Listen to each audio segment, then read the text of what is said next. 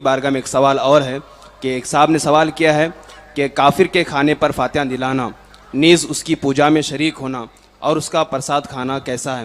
بہت سارے لوگ یہاں پر کرناٹک میں ایسا ہے یا دیگر علاقوں میں ہوتا ہوگا کہ اگر کوئی کافر پوجا پاٹ وغیرہ کرتا ہے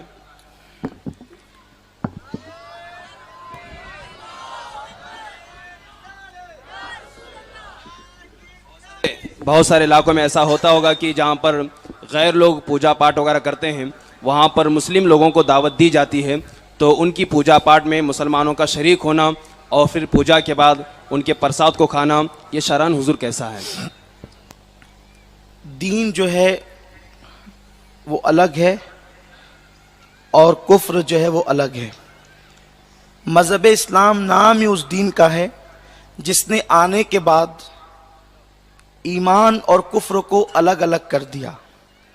اسلام کے آنے سے پہلے ابو بکر جنتی اور ابو جہل جہنمی یہ دونوں ساتھ ساتھ رہتے تھے، لیکن جب اسلام آیا تو ابو جہل الگ ہو گیا اور ابو بکر الگ ہو گئے۔ اسی لیے قرآن کو فرقان کہتے ہیں کہ اس نے مومن اور کافر میں فرق بالکل واضح کر دیا۔ تو یہ جو بتوں کی پوجا ہے یہ شرک ہے، بلکہ شارح بخاری حضرت علامہ مفتی شریف الاقصاب امجدی رحمۃ اللہ علیہ مبارک پور اشرفیہ کے سابق صدر مفتی استاذ الاساتذہ استاذ العلماء آپ فرماتے ہیں کہ اگر کسی گانے میں کفریہ کلمہ ہو اس کو خوش رہ کر کے سنا تو بھی کافر ہوگا، بھجن کو اگر کوئی راضی رہ کر کے سنے تو بھی وہ کافر ہوگا، اور ایسا کافر کہ اگر اس کا نکاح ہو چکا ہے تو اس کا نکاح بغیر طلاق کے خود بخود ٹوٹ گیا۔ اللہ اکبر۔ یہ ہے راضی رہ کر صرف بھجن سننے والا کافر ہو جاتا ہے۔ تو باضابطہ طور پر پوجا میں جانا اور پرساد کھانا، بتوں کا چڑھاوا کھانا یہ حرام و گناہ ہے، اور اگر اس کو حلال سمجھ کے کھایا تو یہ کفر ہے۔ بیوی بھی نکاح سے نکل گئی، ایمان بھی گیا۔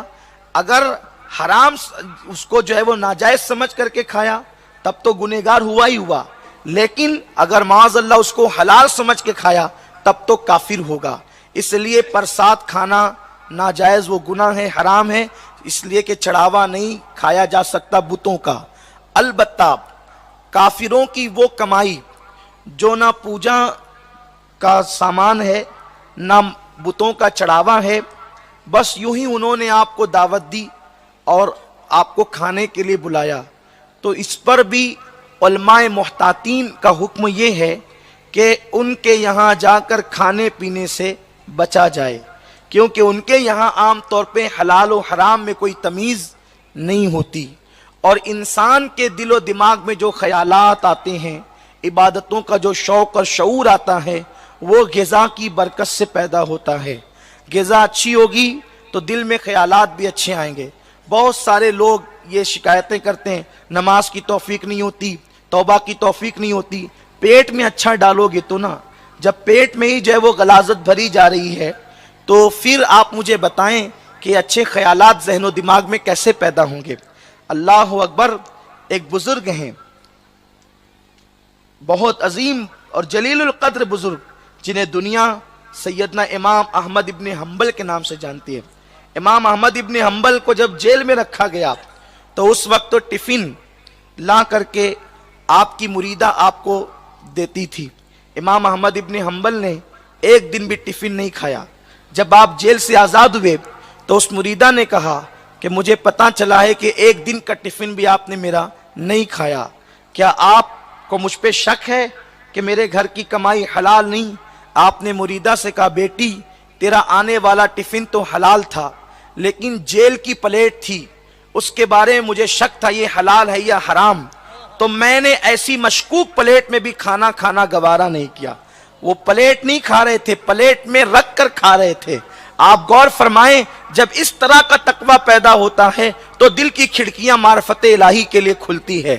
تو اب غور فرمائیں، اس لیے کافروں کے تہوار میں، بلکہ امام اہل سنت سیدی اعلی حضرت امام احمد رضا خان محدث بریلوی رحمت اللہ علیہ فرماتے ہیں کہ جن دنوں مشرکین کا تہوار ہو اور وہ ان دنوں مٹھائیاں خریدتے ہو اور ان دنوں ان کے تہوار کی نسبت سے صرف مٹھائی خریدنا یہ بھی کفر ہے۔ جن دنوں جیسے کہ عام طور پہ ہندوستان میں دیوالی وغیرہ ہوتی ہے تو وہ مٹھائیاں خرید کے تقسیم کرتے ہیں، اس دن اس تہوار کی نسبت سے اگر کوئی مٹھائی خریدے گا تو بھی کافر ہو جائے گا۔ یہ دین ہے، دین، اور دین پر عمل کرو، آدھا تیتر آدھا بٹیر مذہب میں نہیں چلتا۔ لوگ کہتے ہیں ہمیں جینا ہے، ہم کہتے ہیں کیا مجدد الفسانی کو نہیں جینا تھا؟ اسی زمین پر مجدد الفسانی جیے ہیں۔ کیا غریب نواز کو نہیں جینا تھا؟ اسی زمین پہ غریب نواز بھی جیے ہیں، اور جس عزت کے ساتھ تم جی رہے ہو اس سے زیادہ شان کے ساتھ انہوں نے زندگیاں گزاری ہے۔